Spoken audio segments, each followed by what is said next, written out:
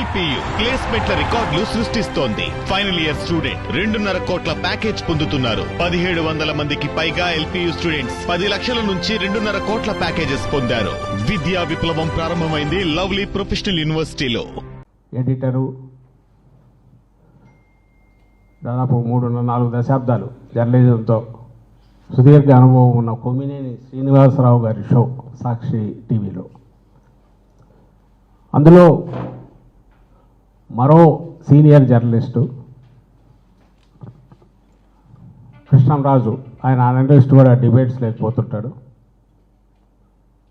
ఆయన చేసిన ఒక వ్యాఖ్య మీద 24 గంటల తర్వాత 7వ తేదీ నుంచి 6వ తేదీ ఉదయం జరిగితే ఒక ఆర్గనైజ్డ్గా ఒక పథకం ప్రకారము ఇప్పటికీ కంటిన్యూ అవుతోంది. తెలుగుదేశం పార్టీ, ఆ పార్టీకి సంబంధించిన ప్రచార సంస్థలు, మీడియా పేరుతో నడుస్తున్న ప్రచార సంస్థలు, ఆ పార్టీ పెట్టుకున్న 100-200 పైగా యూట్యూబ్ ఛానళ్ళు, ఆ పార్టీకి సంబంధించి నాయకులుగా చలామణి అవుతున్న వాళ్ళు, ఆ పార్టీ అధ్యక్షుడితో సహా వివిధ దశల్లో ఒక కోఆర్డినేటెడ్గా సమన్వయంతో 3 రోజులుగా చేస్తున్న రాద్ధాంతం, దాని పరాకాష్ఠగా ఇంతకుముందే కొమ్మినేని శ్రీనివాసరావు గారి అరెస్టు, అక్రమ అరెస్టు, ఇవన్నీ చేస్తున్నది అధికార పార్టీ, రూలింగ్ పార్టీ. 6వ తేదీ ఉదయం చర్చలో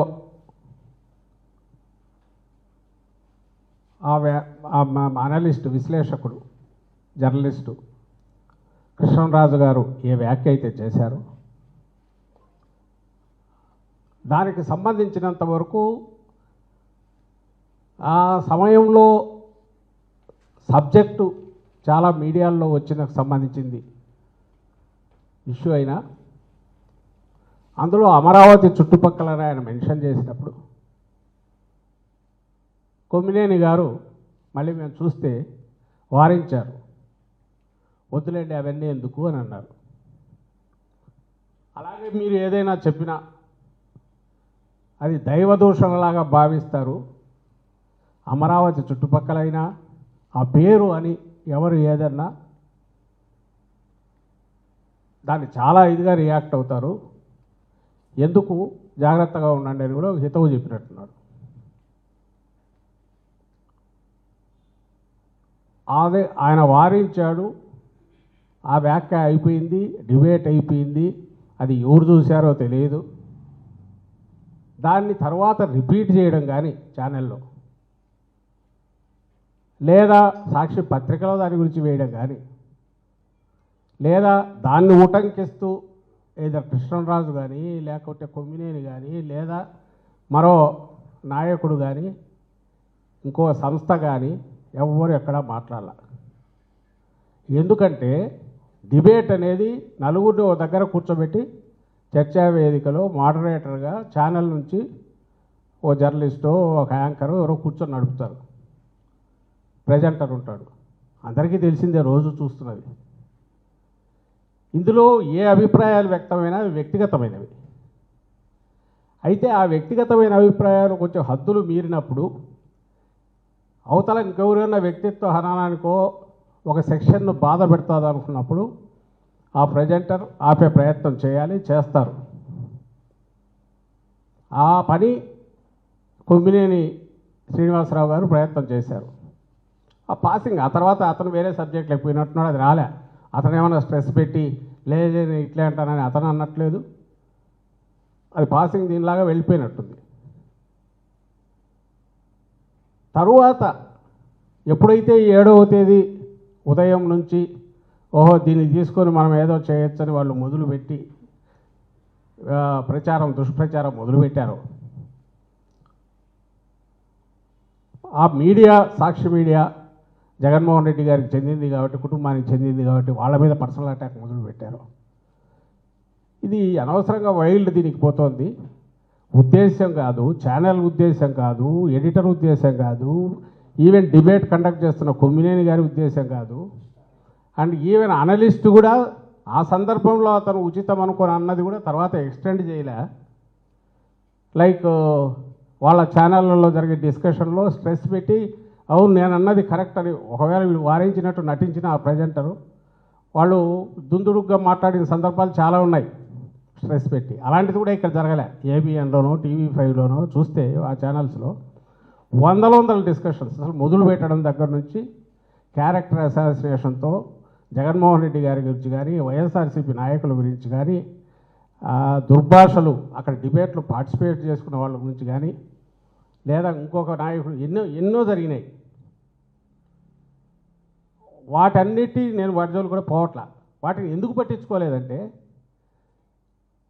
మేమెందుకు వాటిని పట్టించుకోలేదంటే, ప్రజలకు సంబంధించి ఆన్సరబుల్గా ఉండాలి, జవాబుదారీతనంతో ఉండాల్సిన పొలిటికల్ పార్టీసు ఇలాంటి ఇష్యూస్ మీద ఎక్కువ పోతే అసలు సమస్యలు పక్కకు పోతాయని మేము అధికారంలో ఉన్నప్పుడు వాటిని పట్టించుకునే వాళ్ళం కాదు, ప్రతిపక్షంలో ఉన్నా కూడా వాటి అది కేవలం దుర్బలులు, అసమర్థులు, పిరికి వాళ్ళు, సత్తా లేని వాళ్ళు మాత్రమే బూతులకు లేదా ఇలాంటి అసభ్యకరమైన వాటికి ఇష్యూస్ను డైవర్ట్ చేయడానికి, అసలు ఇష్యూస్ను అడ్రస్ చేయకుండా జడిసి పక్కకు పోవడానికి ఇచ్చేస్తారు తప్ప జగన్మోహన్ రెడ్డి గారు కానీ వైఎస్ఆర్సీపీ కానీ ఎప్పుడూ అలాంటి దుర్బలత్వంలో లేదు. స్ట్రెంగ్త్ నుంచి మాట్లాడతాం కాబట్టి చిల్లర విషయాలను వాటిని పెద్దవి చేసో లేదా ఎక్కడో పాసింగ్ దీనిలాగా వచ్చిన ఇలాంటి వ్యాఖ్యలను దానినే భూతద్దంలో చూపో ఒక లేని ఇష్యూని క్రియేట్ చేసే ప్రయత్నం ఎప్పుడు మేము చేయలే. అది మాత్రమే చేయడం టీడీపీకి అలవాటు. అంటే లేని ఇష్యూని క్రియేట్ చేయడం లేదా ఎక్కడో దానంతట అది పాసింగ్ దీనిలాగా ఎక్కడో దాన్ని పట్టుకొచ్చైనా సరే అది మెయిన్ ఇంటర్నేషనల్ ఇష్యూలో జాతీయ సమస్యను చేయడం, దాని మీద ఒక విష ప్రచారానికి దిగడం, అసలు ఇష్యూను పక్కకు తోయడం. ఇది టీడీపీకి చంద్రబాబు నాయుడు గారికి అలవాటు. అదే మళ్ళీ చేశారు. మళ్ళీ ఒకసారి వెనక్కి వస్తే 6వ తేదీ ఉదయం జరిగితే 7వ తేదీ 19 నుంచి వాళ్ళు దుష్ప్రచారం మొదలు పెడితే 7వ తేదీ 3కో 3:30కో లోకేష్ ఎవరు ఇప్పుడు చంద్రబాబు నాయుడు గారి కుమారుడు నెంబర్ 2నో మరి ఆయన 1.5 ఏదో ఎక్కడో నెక్స్ట్ వాళ్ళ ఫాదర్ దగ్గర రావడానికి కుర్రూ తొలుగుతున్న వ్యక్తిగా చెప్తుంటారు కదా, ఆయన ట్వీట్ పెట్టాక అనుమానం వచ్చింది మా వాళ్ళందరికీ. వీళ్ళేదో ఒక ఆర్గనైజ్డ్గా పోతున్నట్టున్నారు, దీని మీద ఎక్కువ చేస్తారనుకొని. సరే నిజంగా ఎవరన్నా ఇదే ఎవరిని సాక్షి మీడియా అప్పుడే దానికి సంబంధించి స్టేట్మెంట్ ఇచ్చింది, ప్రకటన చేసింది. ఛానల్కి ఇది ఎలాంటి సంబంధం లేదు, ఇలాంటి వాటిని ఎంకరేజ్ చేయము, దానికి సంబంధించి ఖండిస్తున్నాము. అండ్ అది ఆయన వ్యక్తిగత అభిప్రాయమైనప్పటికీ అది కరెక్ట్ కాదని అప్పుడు చెప్పాము.